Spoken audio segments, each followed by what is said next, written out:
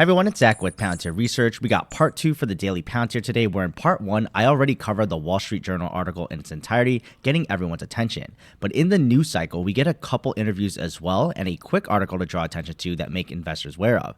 So first, on the New Times article that came out, there's a published piece that Palantir shared on X. Now this article was written by the CEO of Pfizer, who attended the event at Davos for the Israeli hostages, as well as for the family members to speak out on the current situation, as well as their own personal experiences. This was hosted in Palantir's pavilion actually at Davos. You can read the article on your own as it's not directly Palantir talking about it, but this is the kind of influence that they could help with when it comes to bringing attention to certain issues and being the ones to not be afraid to host such an event during these conflict-ridden times where other CEOs are quiet and do not take a stand. So it's just a nice article here to point out.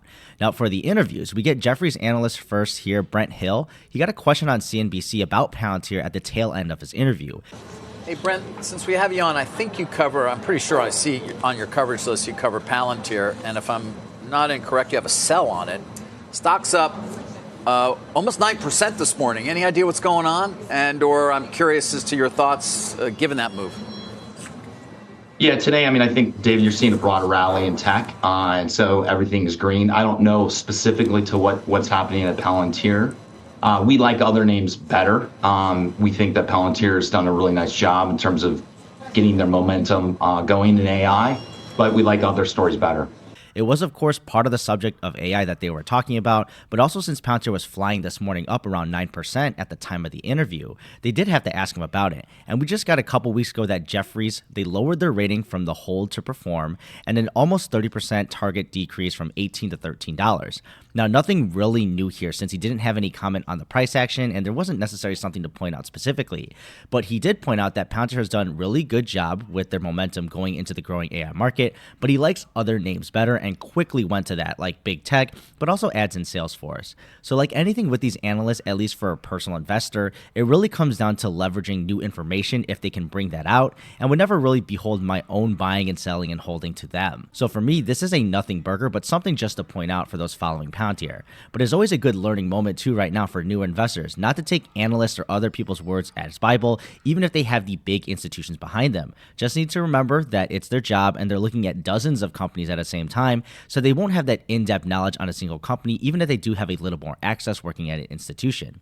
Then we got the Joe Lonzo interview this morning on CNBC talking about AI. Nothing specific to Palantir really, but still points out the positive story for AI as it continues to be an important investment for companies into this year and the next few. Joe thinks this will be all throughout different industries and pervasive, not just some standalone minimal value bringing product, but he notes that the velocity that AI can bring to organizations where it's used, as an example like electricity, he says, and it was slow to bring out over decades, but now AI, this is something that can go out to the masses here and be implemented at different organizations. And they're hitting the ground running with this. So with more margin also, this can compound here and free up more things by companies that have this AI investment, and then they're able to boost their overall spending for other things and their investment since the flexibility will be there. Now, he doesn't say Palantir is this, but his thoughts are that there will be a few big platforms in the future that will win from this market, like how the giants emerged from the dot-com bubble. So if he envisions something similar, they may be the case where we see a few big players running the majority of the market, and hopefully Palantir is one of them.